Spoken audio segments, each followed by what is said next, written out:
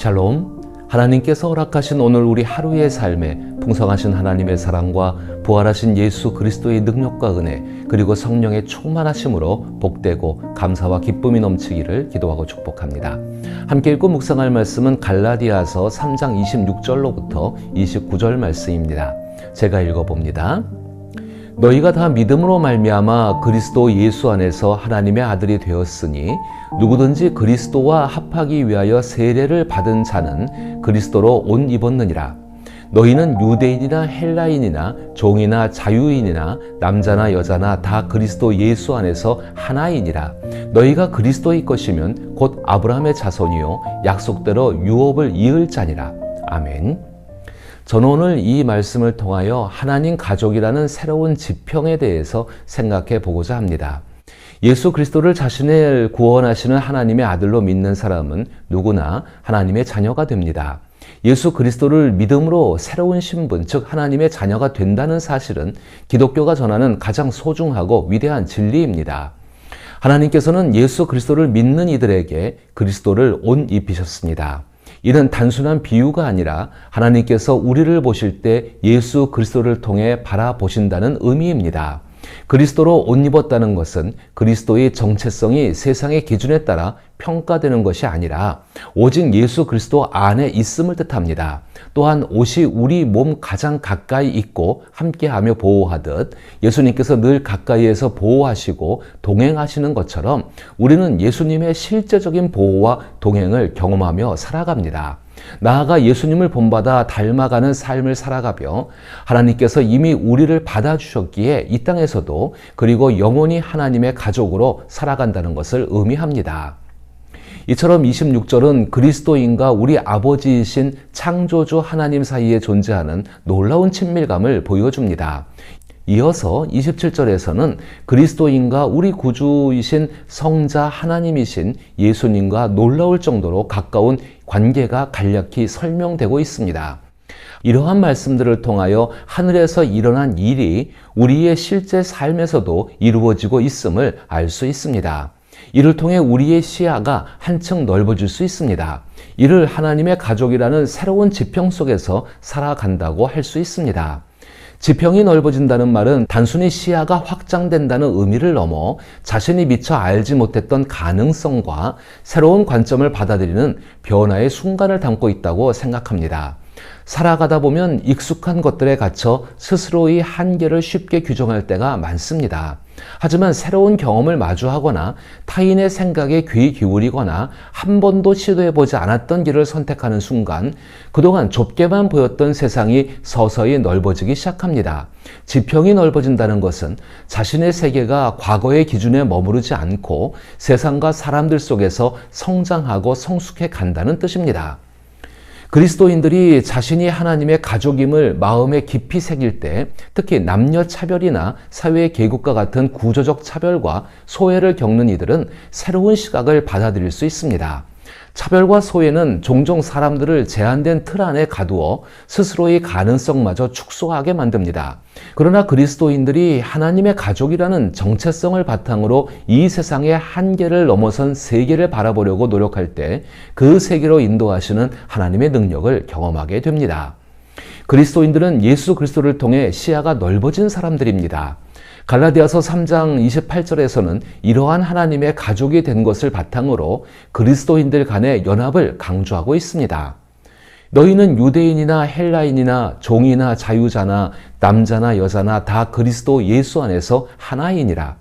예수님으로 인해 들어간 하나님의 가족 안에는 어떠한 차별이나 소외도 존재하지 않습니다. 그렇기 때문에 분열도 일어나지 않습니다. 갈라디아 교인들이 바울의 너희는 유대인이나 헬라인이나 종이나 자유자나 남자나 여자나 다 그리스도 예수 안에서 하나이니라 라는 말씀을 들었을 때 그들은 더 이상 유대인처럼 신앙생활을 할 필요가 없다는 것을 깨달았을 것입니다. 예수 그리스도로 인해 열린 하나님의 가족이라는 새로운 지평을 바라보게 된 것입니다. 이 구절의 의미는 헬라인 그리스도인들이 그동안 자신들이 가지고 살아왔던 고유한 문화와 정신들을 다 버리고 유대인과 똑같아져야 한다는 뜻도 아닙니다. 사실 이것이 바울이 강조하고자 하는 핵심이기도 합니다. 그렇다고 해서 교회 안에서 더 이상 어떠한 구별도 없다는 의미는 아닙니다. 하나님의 가족으로서 신앙생활을 하는 가운데 서로 다른 문화나 사회적 배경, 성별에 따른 각자의 역할과 실천을 없애자는 의미가 아닙니다. 우리는 모두 획일적이거나 서로 대체 가능한 존재가 아니라 다만 하나님의 가족으로서 하나임을 의미합니다. 예를 들어 하나님의 가족으로 살아가는 우리 삶의 방식에 남녀에게 창조주 하나님께서 특별히 부여하신 역할과 실천을 존중해야 한다는 점입니다. 복음에 담긴 하나님의 가족이라는 새로운 지평이 사회에 미치는 의미는 매우 혁명적이라고 할 수 있습니다. 복음은 내가 누구인지 또는 다른 사람이 누구인지에 앞서 모두가 그리스도인임을 의미합니다. 세상을 갈라놓는 모든 장벽들이 그리스도 안에서 허물어진다는 뜻이기도 합니다. 바울은 사람들을 흔히 분열시키는 세 가지 장벽에 주목하는데 이 장벽들은 언제나 교회 안에 존재할 수 있는 것들입니다. 그러기에 하나님의 가족으로 이 장벽을 무너뜨려야 합니다. 첫째로 문화적 장벽이 있습니다. 바울이 29절에서 말하는 유대인과 헬라인은 서로 다른 문화적 배경을 가지고 있습니다. 교회 안에 있는 모든 성도들도 각자 자신만의 문화적 배경을 지니고 있습니다. 하나님의 가족이 된다는 것은 자신이 지켜온 문화적 배경을 고집하여 교회 내에서 분열을 일으켜서는 안 된다는 뜻입니다. 한 문화권의 사람들이 하나님께 받아들여지기 위해 다른 문화권처럼 변할 필요는 없습니다. 따라서 우리는 한 집단이 다른 집단에 대해 문화적 우월감을 갖거나 내세우지 말고 서로를 존중하며 받아들여야 한다는 점을 잊지 말아야 합니다. 교회 안에 존재하는 모든 문화적 장벽을 넘어 하나님의 가족으로서 서로 사랑하며 하나가 되어야 한다는 것입니다. 둘째로 계급적 장벽이 있습니다. 바울은 29절에서 종이나 자유자라는 표현을 사용하여 이 문제를 지적합니다. 오늘날 우리 사회에서는 과거와 같이 종이나 자유자와 같은 명확한 사회적 계급은 존재하지 않습니다. 법적으로는 모든 사람이 평등한 권리를 보장받고 있지만 현실에서는 경제적 여건을 비롯한 여러 가지 요인으로 인해 여전히 계급이나 신분의 차이가 존재합니다. 세상에서 사람들은 자신이 속한 신분에 맞는 사람들과 어울리며 삶을 살아가려고 합니다. 그러나 교회, 즉 하나님의 가족으로서의 공동체에는 이러한 계급적 장벽이 들어올 수 없습니다. 세상처럼 계급이나 계층에 따라 나누어 어울리는 것이 아니라 그러한 장벽을 넘어서야 합니다. 교회는 하나님의 가족이라는 새로운 지평 안에 있기 때문입니다. 가난한 이들이나 저소득 노동자들에게 열등감을 심어주어서는 안 되며 반대로 부자들을 배척하거나 반감을 가져서도 안 됩니다. 오히려 하나님의 가족 안에 있는 다양한 이들의 아픔을 이해하고 공감하며 때로는 교회 운영에 도움이 되지 않는 일을 할지라도 피할 줄 아는 지혜와 용기가 필요합니다. 특히 교회 내에서 영향력을 행사하는 엘리트 집단은 예수 그리스도의 본을 따라 가장 겸손하고 섬기는 자세로 임하며 자신의 이익을 추구하지 말아야 합니다. 셋째는 성별에 따른 장벽입니다. 29절에서 바울이 남자와 여자라고 표현한 것은 당시 사회에서 가장 큰 장벽을 의미했을 것입니다.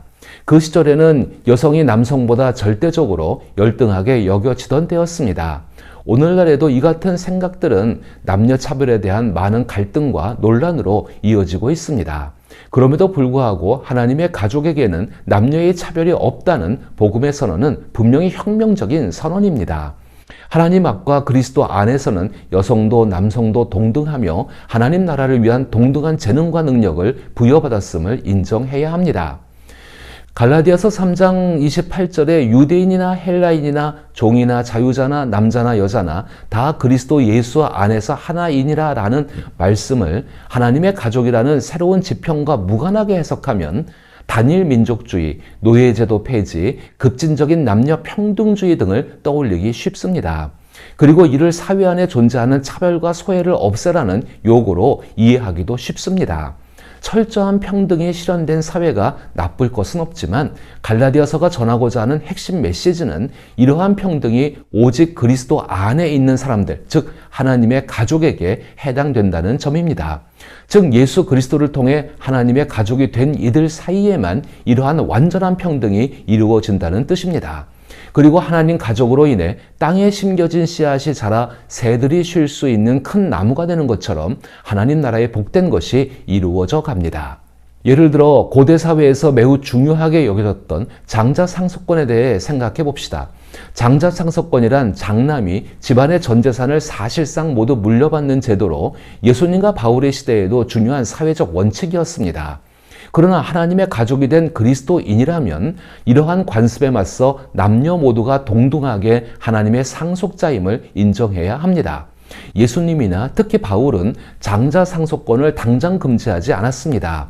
그것은 시급하게 해결해야 되는 당면한 직접적인 사항이 아니었기 때문입니다. 오히려 예수님의 지평 속에는 기독교인의 사고방식이 하나님의 가족이라는 새로운 지평 속에서 점차 남녀 모두가 동등한 하나님의 상속자라는 개념으로 변화되면서 장자 상속권은 점차 중단되고 결국 차별에 기반한 사회 풍조도 뒤바뀔 것을 보셨습니다. 오늘날 대부분의 기독교 국가에서 누리고 있는 상속의 평등은 오랜 시간에 걸쳐 기독교 역사 속에서 이루어진 결과입니다. 복음으로 인해 우리에게 주어진 예수님의 자유는 우리의 삶 전체에 대한 태도를 근본적으로 변화시킵니다. 하나님의 가족이라는 새로운 세계에서 누리는 자녀로서의 신분, 성령의 임재, 하나님께 이미 받아들여진 온전한 의로움, 그리고 예수 그리스도와의 연합에서 비롯된 모든 복은 세상의 어떤 유산보다 훨씬 더 귀하고 값진 혜택입니다. 그렇다면 그리스도로 함께 옷 입은 다른 사람들을 어떻게 무시할 수 있겠습니까? 하나님의 자녀인 내가 왜 남을 시기하겠습니까? 우리는 은혜의 수혜자이며 아무리 강조해도 지나치지 않을 만큼 우리에게 주어진 복은 결코 행위로 얻은 것이 아닙니다. 그러므로 민족, 지위, 성별에 대한 교만은 반드시 사라져야 합니다. 우리는 누구보다 자신이 죄인임을 잘 알고 있습니다.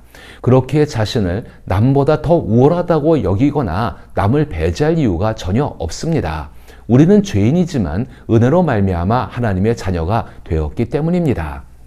이제 자신이 가진 부족한 어떤 것으로 인해 다른 이들이 하나님의 가족으로서 누리는 평안의 권리를 함부로 침해하려는 모든 시도를 멈추어야 합니다. 그러한 행위는 예수 그리스도께서 이루신 하나님과 한 가족이 된 은혜를 심각하게 무시하는 일이 되기 때문입니다. 정신을 차리지 못하는 그런 그리스도인이 주변에 있다면 그를 하나님의 손에 맡기며 기도하십시오. 아버지이신 하나님께서 고치실 것입니다. 오히려 하나님의 가족인 우리는 자신을 지키며 성령의 기름 부으신 안에서 하나님의 가족이 되었다는 새로운 차원을 경험하며 살아가기를 기도하고 축복합니다.